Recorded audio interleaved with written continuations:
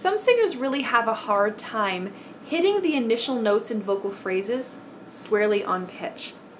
And they need to work on their prephonatory tuning, which is really just a fancy, nerdy, sciencey way of saying that they need to learn to set up their instruments to be able to produce those notes squarely on pitch. And I want to thank Martine for the inspiration behind this video. So let's break down this phrase, prephonatory tuning. Pre means what happens before we actually make sound.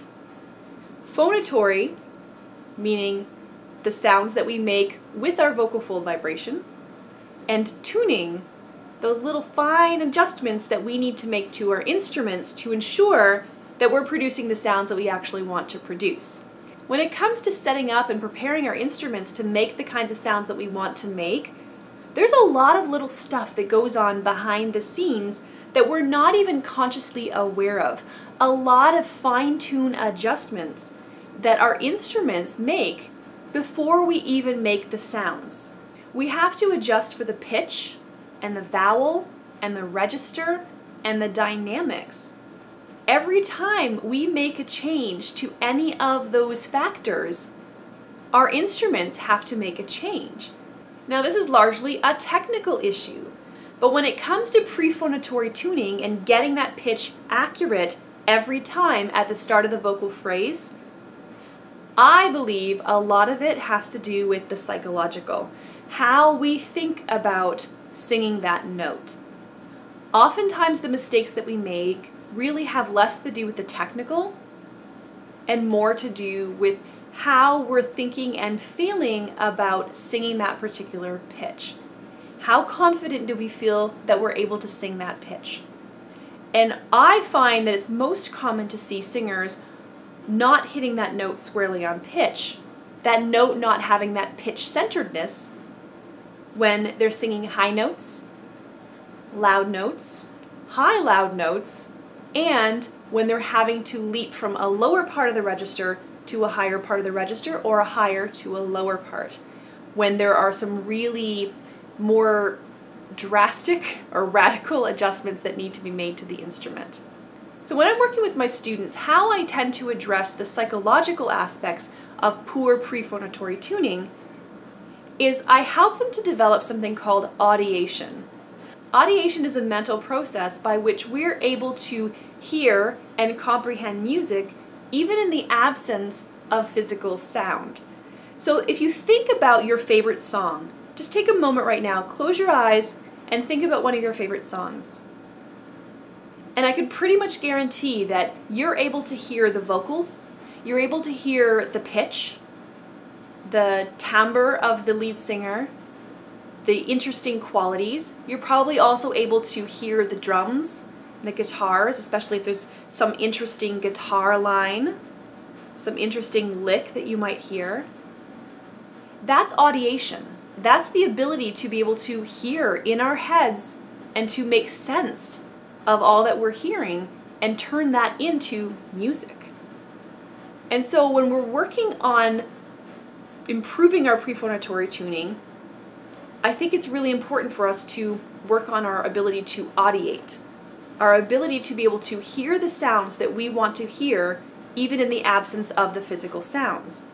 So when it comes to audiation, we want to get a very clear mental concept of the vowel, the pitch, the register, and the dynamics.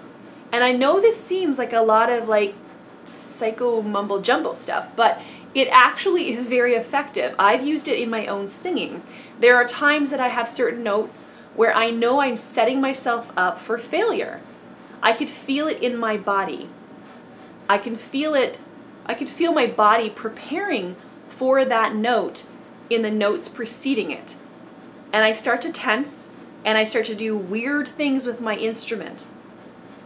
But if instead I start with this very clear idea of how I want my voice to sound, and I don't picture it sounding like somebody else's voice. It's my voice, but it's my voice singing the correct pitch, having a well-defined vowel, being in the right register for that pitch, and also having the right dynamics. Is it loud? Is it soft? Is it somewhere in between?